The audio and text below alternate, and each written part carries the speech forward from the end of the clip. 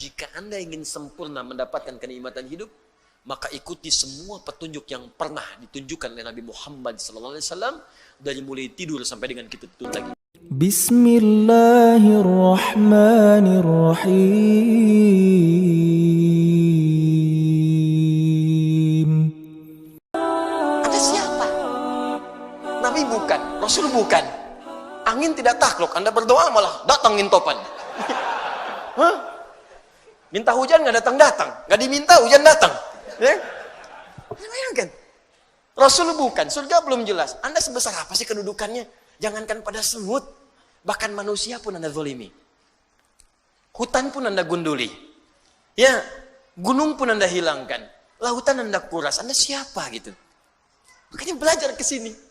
Maka kalau Anda bisa ikuti seperti ini, muncullah kemudian seperti Abu Bakar, seperti Umar, Utsman, Ali, Umar bin Abdul Aziz. Yang walaupun ada di kedudukan, indah kalimatnya. Allahu Akbar, datang keponakannya, datang ke istana. Tiba-tiba dimatikan lampunya, dinyalakan lilinnya. Ditanya dulu, kamu ada apa? Keperluan pribadi, matikan semua lampunya. Kenapa dimatikan? Kalau engkau datang sebagai rakyat, maka aku akan nyalakan semuanya. Engkau datang sebagai pribadi, karena ini fasilitas negara, maka hanya boleh digunakan untuk kepentingan yang luas, untuk masyarakat dalam kepentingan negara. Tapi ketika datang dengan kepentingan pribadi, maka aku matikan, aku nyalakan lilin yang milikku pribadi. Kalau semua pejabat seperti ini enak. Masya Allah. Plat merah pakai undangan. Izin nggak ada. Izin ada nggak apa-apa. Senang. Nggak ada masalah. Kan aturan diikuti dengan baik. Nah ini. Di indahnya setiap ada kejadian yang kita alami, pasti ada contoh nabinya. Ya. Ada yang naik kedudukan, digoda sama lawan jenis, ada, makanya muncul kisah Nabi Yusuf. Untuk mengingatkan hati-hati kalau sedang punya kedudukan, godaannya bisa seperti ini. Bapak direktur punya sekretaris, yang sekretaris perempuan. Satu ruangan, sekretaris abadi di rumah. Yang ditatap sekretaris kantor, 8 jam dilihatin terus. Hati-hati. Maka muncul kisah Nabi Yusuf, ada lagi yang lain. Ya, ada ibu yang belum ada keturunan. Ya, bapak yang belum ada keturunan, diturunkan kisah Nabi Zakaria supaya nggak bersedih, nikmati. Lihat amalannya, pelajari. Kalau Anda amalkan semua itu, nikmat hidup. Puncaknya, Nabi Muhammad SAW. Makanya semua miniatur Nabi, dari Nabi Adam sampai Nabi Isa alaihissalam, itu terkumpul contoh seluruhnya sempurna pada Nabi Muhammad SAW. Nabi sebelumnya sakit, Nabi Muhammad pernah sakit. Nabi sebelumnya punya kekuasaan, Nabi Muhammad punya kekuasaan. Nabi sebelumnya pernah dijahili, Nabi Muhammad banyak dijahili. Dan kita hafal sampai sekarang tokoh-tokohnya. Ada semuanya. Tapi bagaimana ketika Nabi mengalami semua itu, kenikmatan yang dirasakan. Anda dicaci dengan lisan, Anda dilempar dengan perkataan. Nabi dilempar dengan batu di Taif. Sampai berdarah. Duduk istirahat di bawah naungan pohon. Datang 2 malaikat penjaga gunung. Ya Muhammad SAW. Mud yadaika ilas sama. Muhammad SAW, angkat tanganmu ke langit. Mintakan kepada Allah supaya kami mengangkat 2 bukit di Taif itu untuk menghimpit orang-orang yang menyakiti engkau itu. Ini malaikat sampai datang.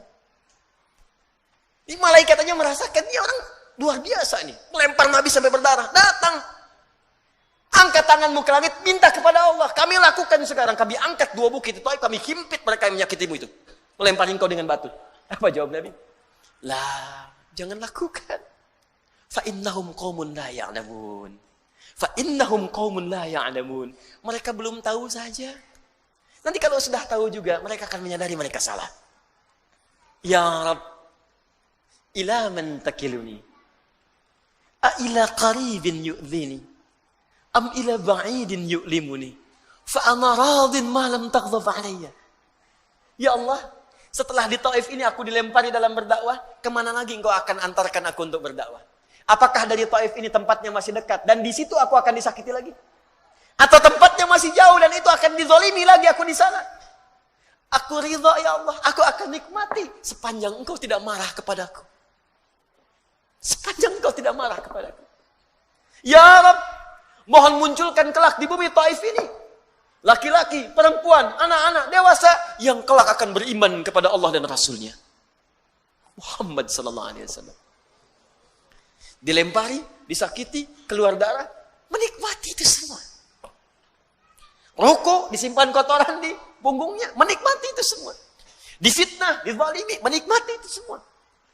Harakat, indah. Hidup dengan orang munafik, dibimbing sampai mau tobat. Muhammad SAW. Dan dahsyatnya, ketika miniaturnya terkumpul di Nabi SAW, yang sangat luar biasa itu, maka Allah turunkan satu ayat. Jika Anda ingin sempurna mendapatkan kenikmatan hidup, maka ikuti semua petunjuk yang pernah ditunjukkan oleh Nabi Muhammad SAW dari mulai tidur sampai dengan kita tidur lagi. Karena tidak ada teladan yang terbaik kecuali yang ini. Maka turun Quran surah 33 ayat 21. Bagian pertama. Quran surah ke-33 ayat 21. Laqad kana lakum fi rasulillahi uswatun. Allahu akbar. Kalau nabi lain gak disifati dengan ini. Nabi lain tuh cuman kisah ini diikuti, kisah ini diikuti. Nabi Muhammad tidak. Langsung keluar kalimat uswatun hasanah. Uswah hasanah. Bahkan ayatnya di riwayat Warsh dan Qalun bisa dibaca dengan iswah. Qalun, Warsh dari Nafi'. Bisa dibaca dengan iswah. Laqad kana lakum fi rasulillahi iswatun hasanah. Iswah. Bisa uswah, bisa iswah. Dahsyat. Ini langsung penetapan dari Allah. Muhammad SAW beda, khusus, tidak sama dengan Rasul lain. Kata Allah, semua apa yang dikerjakan oleh beliau, itu akan jadi teladan dalam kehidupan. Jadi kalau Anda ikuti, langsung seketika Anda akan jadi teladan dalam hidup. Bapak Ibu, lihat sini. Harakatnya apa? Dhamma. Di atas, di bawah?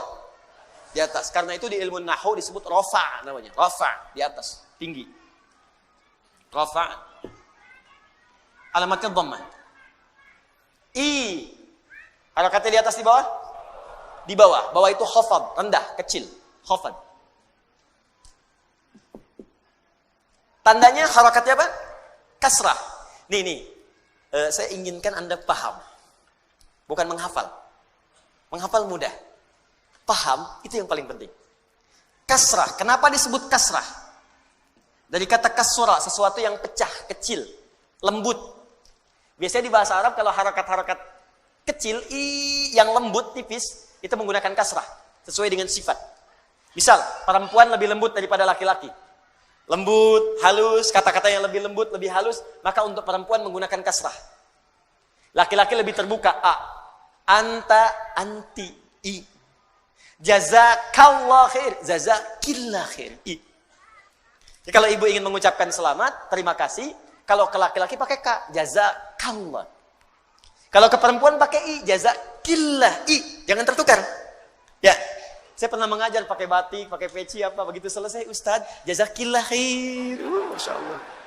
Alhamdulillah. Di kasrah artinya pecah. Karena pecah jadi mengecil. Fathah terbuka. Dhamma terkumpul. Ya. Kasrah kecil, pecah. Hancur, tipis. Nah keluar dari sini jam 3. Mau itikaf itu jam 3 keluar. Tiba-tiba di pohon depan itu ada suara. Tunjuk. Kasrah. Fathah. Dhamma. Di situ lari. Nah. Sekarang belajar ilmu bahasa. Awas, 5 menit kita selesai. Fokus. Kenapa disebut kasrah? Kasrah menunjuk pada sesuatu yang pecah. Rendah. Kalau pecah itu jadi kecil ya. Kasura zujad, kaca pecah maka jadi kecil. Jadi kalau ada sesuatu menggunakan harakat kasrah ini menunjuk pada sesuatu yang kecil, ringan. Makanya alamatnya khafad, di bawah, rendah. Kalau menggunakan sesuatu yang tinggi, terkumpul, rafa tinggi. Dhammah terkumpul, in dhamma syai'u berkumpul jadi banyak. Kalau ingin menunjukkan sesuatu yang banyak, maka gunakan harakat dhammah. Kemudian harakatnya tinggi di atas, rafa. Perhatikan, ketika Allah menyebutkan Nabi menjadi teladan, kenapa menggunakan 2 harakat? Di atas tinggi, di bawah rendah. Seakan ingin menjelaskan kepada kita, Nabi Muhammad itu, jangankan perilakunya yang tinggi-tinggi, yang banyak bisa kita temukan. Cara sholatnya yang 1 rakaat sampai dengan kakinya bengkak. Ya, Masya Allah. Cara infaknya yang saat berinfak dengan 1000 ekor unta. Cara puasanya yang sangat luar biasa. Yang tinggi-tinggi, jangankan yang tinggi-tinggi, yang kecil-kecilnya pun bisa jadi teladan. Cara senyumnya, cara jalannya, cara bangun tidurnya, cara masuk toiletnya, cara masuk masjidnya, cara pakai sendalnya, cara berpakaiannya, itu kan kelihatan kecil. Cara berpakaian kan sederhana, tiap hari berpakaian. Cara makannya, cara duduknya, cara menggunakan alas kakinya, dengan sendalnya, dengan sepatunya, dengan terumpahnya, cara mengenakan bagian pecinya, sorbannya, itu kan kecil-kecil. Tapi kalau Anda ikuti, jadi teladan. Muhammad. Karena itu dalam Islam, Anda akan temukan bimbingan dari Nabi dari bangun tidur sampai tidur lagi. Pasti ada. Silahkan tunjukkan kepada saya. Selain dalam Islam, bimbingan yang komplit dari bangun tidur sampai tidur, Anda nggak akan temukan. Untuk menunjukkan kebenaran risalah Islam diturunkan seorang Nabi terakhir, namanya Muhammad SAW, dan beliau tunjukkan kalau Anda ingin menikmati kehidupan dengan baik, maka silahkan ikuti semua petunjuk Nabi. Itu langsung dari Allah. Laqad kana lakum fi Rasulillahi Yang paling dahsyat, saya tutup, jika Anda mampu mengikuti semua itu, maka semua pengikut Nabi akan jadi teladan di zamannya.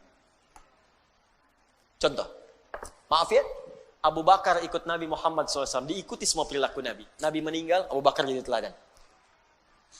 Umar mengikuti, Umar jadi teladan. Utsman mengikuti, Utsman jadi teladan.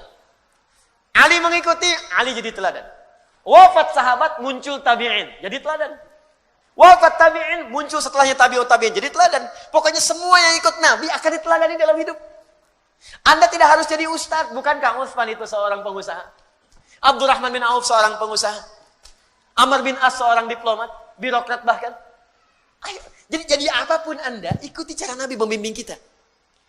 Ustadz, bagaimana dengan kami perempuan? Ibu, bukankah Sayyidah Khadijah istri Nabi? Bukankah Aisyah istri Nabi? Bukankah Zainab istri Nabi? Makanya Nabi diizinkan menikah lebih daripada 4 perempuan. Karena semua istri Nabi itu menjadi miniatur karakteristik semua perempuan di bumi. Makanya ibu pulang ke rumah, ibu baca sirah istri Nabi. Ibu akan menemukan, ibu akan mirip siapa. Ibu akan temukan. Ya, ada yang cekatan, senang belajar, berarti seperti Sayyidah Aisyah. Ibu pelajari bagaimana riwayat Sayyidah Aisyah. Ada yang senang ngaca, senang macam-macam, kan? Ada yang senang misalnya mohon maaf bikin masakan dan sebagainya. Ada. Kalau Khadijah itu agak susah memang. Ya. Tapi bukan berarti nggak bisa diikuti. Cirinya sederhana, Bu. Begitu suami melihat ibu, hilang setengah masalah. Khadijah. Itu dari Al-Bukhari nomor hadis 4-5. Nabi pulang dari Gua Hira, ya, begitu kemudian melihat malaikat Jibril dalam bentuk rupanya, tergesa-gesa pulang ke rumah, dibukakan begitu melihat Sayyidah Khadijah setengah masalah hilang. Digenggam tangannya, kata Nabi, zammiluni, zammiluni, selimuti saya, dibawa ke kamar, diselimuti, keluarlah kalimat yang indah itu. Allahu Akbar. Sayang, engkau itu orang yang sangat baik. Engkau penyambung silaturahim. Engkau senang memberi. Yakinkan pada jiwamu, aku akan selalu bersamamu dalam suka dan duka. Istri begitu, Pak.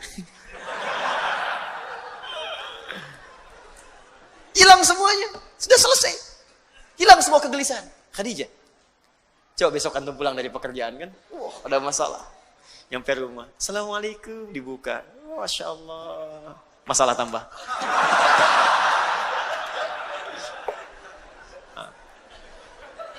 Dan bonusnya, saya akhiri. Bonusnya. Orang yang mampu mengikuti Nabi SAW.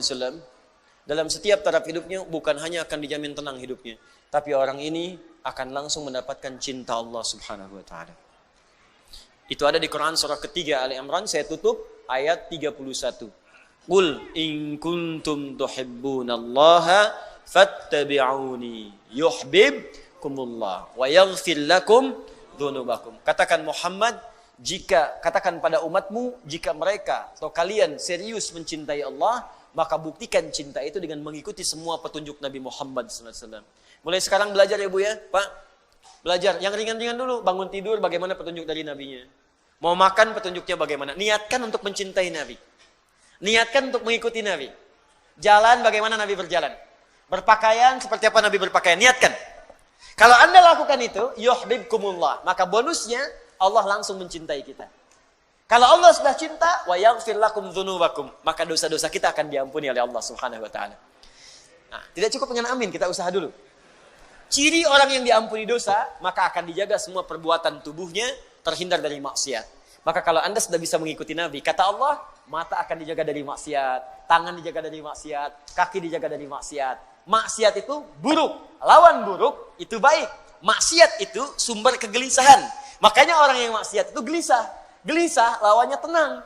Karena itu ketika maksiat sudah tidak ada dalam diri kita, orang ini hidupnya akan tenang dan pasti selalu akan ada dalam kebaikan. Itu puncaknya. Nah, Ustadz, saya bukan Nabi, saya bukan Rasul. Bagaimana saya manusia biasa bisa meniru kehidupan Nabi? Maka belajarlah pada 3 golongan. Ada siddiqin, ada syuhada, ada sholihin.